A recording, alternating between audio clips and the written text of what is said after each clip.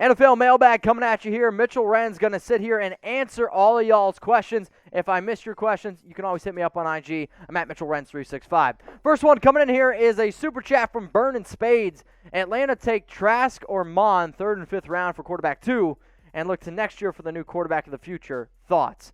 So I'll be honest with y'all. I don't really like Kellen Mond that much, and I don't really like Kyle Trask either. I do think, though, that Kyle Trask is gone before the 3rd round. I don't know if I would take him before the 3rd round, but I just have a gut feeling that somebody is going to take a bit of a gamble on Trask. But in terms of drafting a quarterback, I am with you in terms of I'm not taking somebody at number 4. I'm not taking somebody in the 2nd round unless, like, Mac Jones falls all the way down to round 2. I am confident in Matt Ryan. He's going to be the quarterback for the Atlanta Falcons. And if you want to draft for the future, maybe it's in another draft, not this one. All right, Emil, you're next up here. Who is better, Jalen Hurts or Mac Jones? Who would I rather have as my quarterback? I mean, I'm going to go Mac Jones. Like, I have never been a big believer in Jalen Hurts. I wouldn't have drafted Jalen probably in the first 3 rounds. He's more of a 4th-round quarterback for me. I'm very surprised to see what ultimately happened with the Eagles here, but I'm going to go with Mac Jones. You guys can vote if you guys want as well. Got one coming in from diehard Raiders fanatic. I believe the Raiders make so much sense. Carroll is most likely going to send Wilson to the AFC, and Gruden said on ESPN he would love to coach Wilson. I guess you're talking about Russell Wilson going to the Raiders here. I just don't know if that's ultimately going to happen. I mean, we've continued to see more and more rumors here, but I don't see it happening, man. But who wouldn't want to coach Russell Wilson? Let's go to Matt Gruber. You're next up here. Seattle trades Wilson next year after missing the playoffs postseason. I still believe that the Seahawks are a playoff caliber team. Like, if they have Russell Wilson, I just find it hard to believe that they don't make the playoffs. Like, I get it. Having 4 teams from one division make it doesn't seem likely, and with all those teams getting better and better, I'm just still a believer that the Seattle Seahawks find a way to be able to get into the postseason. However, if they don't, yes, a Russell Wilson trade definitely becomes a lot more likely. So if you guys got a question and you want to get featured on our mailbag, the link is below, youtube.com/chatsportstv. You got to join us for our live shows Monday and Wednesday, 4 p.m. Eastern Time, 1 p.m. Pacific. But go ahead and subscribe and click the notification bell. That way you don't miss a thing. All right, we got Tristan Brown, best backup option, Mond, Ellinger, Trask, or Book. Oh, boy. I mean, out of all those, I'm going to go with Kyle Trask because I don't think Kellen Mond's ever going to be an NFL quarterback. Sam Ellinger is never going to be – literally, I think his best chance is to be Taysom Hill. And Ian Book, he's a good leader, but always just going to be a backup quarterback in the NFL. So I guess I'm going to go with Kyle Trask. But maybe it's Ian Book if you want somebody that can be a solid quarterback 3 and really be a good player coach on and off the field. Because I do think he's probably the most intelligent and most smart football player out of those 4. Let's go to William Patterson. Are you from New Jersey? Because there's a college named after you. Should Seattle sign Kyle Rudolph? It's a pretty interesting question, and when you really talk about some of the top players that Seattle could go out and get, tight end is definitely going to be a major need there. Sure, their depth is lacking. They decided to move on from Greg Olsen. And Rudolph, I do think actually would fit with what they're trying to do. He can block, he can catch, can still be a solid red zone option. If you can get him for cheap, I'll say under $4 million a year, I would look into it. But if you give him the type of contract you gave Greg Olsen last year, 1 year, $7.5 million, that's something I just can't get behind. If you're a big-time Seahawks fan, go subscribe to our Seahawks channel. Over 18,000 subs there, youtube.com/SeahawksTV. Okay, this is a fun question. Where will Kyle Rudolph play next season? There's obviously a few different options he could go. If there's a tight end needy team, they're going to be picking up the phone. They're going to be calling Rudolph there. Seahawks could definitely be one of those teams interested, but they only have $3.54 million in cap space right now.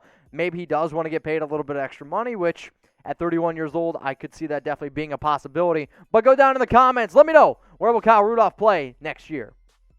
Peter, you're next up here on NFL Daily. Should the Packers trade for OBJ or Julio Jones, and what would it take for either of them? Should they go out and get another receiver? Yes, they absolutely should. I just don't see Julio Jones getting traded, and I don't see OBJ getting traded. If you were to ask me which one I would rather have, I'd actually still probably rather have Julio Jones, and I'd rather have Julio Jones if I was the Green Bay Packers. Jared Cole, how would you trade to get Deshaun Watson? So basically, who do you trade? It obviously always depends on a team, but if I'm the Houston Texans, let's go from that route. it's going to take at least 4 first-round picks for me. Like, you're going to give up a 25-year-old quarterback who's top 5 in my opinion, who can do all these incredible things. Like, sure, the contract's not that great, but also remember, if they trade him, they got to eat most of his contract, and whatever team gets him, they're only going to have to pay $10.54 million. So if I'm the Texans, I want 4 first-round picks at least. D-Man Dooney. All right, trade Warner to get value because he's a free agent next year, right? For Watson and draft Parsons. So you're talking about Fred Warner, who I love Fred Warner. I've seen these rumors out there before, but for the 49ers, I am keeping him. He's one of the best, if not the best linebacker right now in the National Football League, and I get that this past year wasn't all that great for San Francisco, but he's a first-team All-Pro. And would it really surprise anyone, honestly, if Jimmy Garoppolo plays the entire year, the 49ers are back to being one of the top teams in the NFC? It shouldn't, because if they have a top quarterback, if George Kittle can stay healthy, and with all the injuries they have, this is a good football team. So, no, I'm not going to trade Fred Warner. Okay, y'all, so today's got a special thing going on. I want y'all to go give producer Sam a follow on Twitter. It's at SamBrownCS. The goal is to get him to 1,000 Twitter followers. Currently, he's at only 870, so he's working hard behind the scenes. He's the guy pushing all the graphics. He is also the guy that picks your questions, so wink, wink, nudge, nudge. If you see that your question isn't getting answered, maybe if you give him a follow on Twitter at SamBrownCS, he'll be nice and put your question on the show. So if you give him a follow, we'll also be giving some shout-outs here on today's show as well. So go give him a follow at SamBrownCS. Michael Lamps. I love Lamps. I heard the Broncos are cutting Kareem Jackson. Is that true? Well, Michael, if you're a Broncos fan, go check out our Broncos channel, which actually Sam runs, youtube.com/BroncosTV. So I think you're talking about this quote from John Clayton on Kareem Jackson. This is exactly what it said, or what Clayton had to say. My feeling is that he's going to be a cap casualty.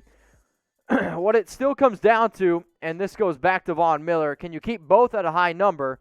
If you're going to be putting money into one safety and tight cap, it's going to be tough to get the second one in there. So he's also talking about Justin Simmons as well. Like, the Broncos have a lot of talented players. Sure, they got a lot of money, but if you could potentially move on from Kareem Jackson and save some of that money, it's an option. So, is it happened yet? No. Could it happen? Yes, there's a possibility there. So it is going to be cutting season soon. And I'm not talking about just because the weather's going to be coming out, sun's out, guns out, skies out, thighs out, whatever the people are calling it now. But I want you to name a player that could be a surprise cut. Now, obviously, surprise cuts, they happen all the time. The Raiders, they cut Gabe Jackson, which I thought was a big surprise. The Dolphins, they're going to be moving on from Kyle Van Noy. It happens every year. So go down, let me know. Name a player that could be a surprise cut. Super chat time from David. What up, my man, FAB? I'm late either way, still FAB. I don't even know why I read it all the way. I knew you were going to say something about FAB. If you see David Vailman in the comments, spam FAB. It's what my man wants. Let's go back to Burning Spades here. Super chat time. Wilson to the Saints. Watson to the Panthers. Ryan and Wilson in Atlanta. Brady in Tampa. Toughest division shootout. Thanks for the Falcons channel. Hey, man, you got it. I'm glad you guys continue to like the Falcons channel. It continues to grow here. I do think, though, Wilson to the Saints would be interesting. I also think Watson to the Panthers would be hella interesting as well. That might make the NFC South the best division in football. That's still, though, we'll see. I think the more likely one, honestly, is Watson to the Panthers more than Wilson to the Saints. We got Camilo 5. Patriots trade up and take Farley. So right now the New England Patriots I believe, have pick 15. And to go up and get Farley, I think you actually have to go up to at least pick 8. Because if Caleb Farley is there for the Denver Broncos, I'm actually a believer that Denver ends up taking him. And I also think that he's probably the top option for the Dallas Cowboys as well, because Denver and Dallas, they need a cornerback. So the top 2 guys are Patrick Surtain and Caleb Farley. So if New England actually wants to do that, I think you got to trade all the way up to pick number 8, which probably means you got to give up your second-round pick and maybe something on top of that as well. Will Hustle. I appreciate that, Will. Likely move at quarterback for the Cowboys if we don't sign Dak. So, Will, I want you to go to our Cowboys channel, youtube.com/CowboysTV. Tom Downey has actually, I believe, already made a video about some of the top quarterback replacements if the Cowboys are dumb enough and they don't bring back Dak. So, go check out the video and let me know what you have to say. Let's go to John Houston. All right, I got you, my man. What do the Broncos do at 9? Farley, Surtain, trade dough. So I think what they end up doing ultimately is they take one of the 2 guys that you listed, Caleb Farley from Virginia Tech or Surtain, cornerback from Alabama. Farley has the higher upside. That's the route I personally would go. If they want to trade down, I would be very shocked. But if it's an amazing deal, hey, I'm always team trade down. If you guys want to get your questions on the show, you got to use hashtag NFL, or you can super chat. This one's coming in from I got game 12. Should the Bills sign Chris Carson or Hunter Henry? So if you had to pick between both of those guys, who would you go with? It's a good question. Obviously, Devin Singletary, he's a good young running back. They also have Zach Moss, who they drafted from Utah. They're solid players. I'm just team not pay a running back, and I'm also not going to go out and pay Chris Carson, who I believe is going to get like Melvin Gordon type money, 2 years, $16 million type of deal. And I just don't want to pay Carson that type of cash for the simple fact of the guy can't really stay healthy. If I'm Buffalo, I go out and I draft a young running back and just pay him a lot cheaper and pair with one of those 3 other backs there. So I guess if Hunter Henry's an option, I do like Knox there, but they do need a tight end, no doubt about it. But maybe go a different route like Jonnu Smith, who I think is actually probably better bang for your buck. Let's go to Brandon YT. Atlanta let go of Ricardo Allen. Should they bring back Keanu? So it's a good question here. I actually like Keanu Neal a lot. He's a really, really fun and entertaining player. When healthy, he's actually one of the best strong safeties in all of football. Only 25 years old, a former first-round pick who I believe was selected in the first round back in 2016. His first 2 years in the NFL, they were outstanding. And then he just battled a whole bunch of injuries. Luckily, was able to stay healthy for the entire year. Had over 100 tackles, had an interception, 2 pass breakups. The other good thing here is, I guess for Atlanta, maybe not so good for Keanu, there's so many talented free agent safeties out there. Like, when I really break it down, he could be like number 6, number 7. He's not in my top 5, so you could probably get him at a cheaper deal, but it's probably not the best for him. So I do actually could see him going actually back to a team like the Falcons. If you guys are big-time Falcons fans, our channel just crossed 1,000 subs. Go check it out, youtube.com/FalconsTV.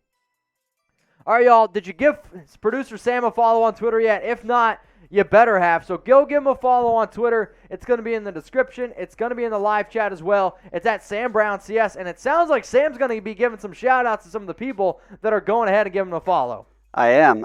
Jackson Cochran, Zach Morton, Clay Putoff, Nick Vergara, Justin Jefferson, Bandpage, Shermari, and Choppy71. I'm working right now, but I'll follow all you guys back after the show. All right, that's what Sam Brown had to say. That wasn't me talking. That was Sam behind the scene. Everyone, go give him a follow on Twitter at Sam Brown CS. He's always covering NFL stuff. He produces basically almost all the shows that we do here at Chat Sports. And he's also just launched a Broncos channel. So if you're a Broncos fan, go hit him up, Sam Brown CS.